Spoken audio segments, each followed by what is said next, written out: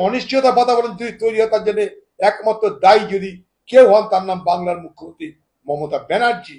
তাই বাংলার মুখ্যমন্ত্রী মমতা ব্যানার্জি তুমি দায়ী, তোমাকে জবাব দিতে হবে। তুমি ব্রাহ্মণ কন্যা তাদের পিণ্ডি খেয়ে বাঁচে এবার।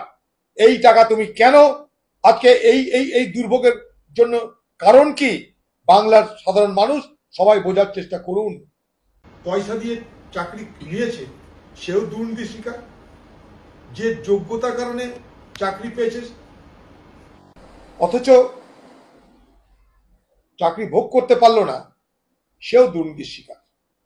অর্থাৎ যোগ্য যে সেও দুর্নীতি শিকার, অযোগ্য যে সেও দুর্নীতি শিকার, এটাই বলতে চাইছি। অর্থাৎ যারা পয়সা দিয়ে চাকরি পেল তারাও দুর্নীতির শিকার, যারা যোগ্যতার জন্য চাকরি হারালো তারাও দুর্নীতির শিকার। অর্থাৎ আপনি যেদিকে যাবেন সেদিকে কিন্তু মূল কারণটা দুর্নীতি। আর এই রাজ্যে শুধু দুর্নীতি হয়েই ক্ষান্ত থাকছে না, এই দুর্নীতিকে ধামাচাপা দেওয়ার জন্য আমার আপনার ট্যাক্সের টাকা নিয়ে হাইকোর্ট সুপ্রিম কোর্টে লক্ষ লক্ষ কোটি কোটি টাকা খরচ করে যাচ্ছে। নিজেকে তিনি বলেন আমি ব্রাহ্মণের কন্যা।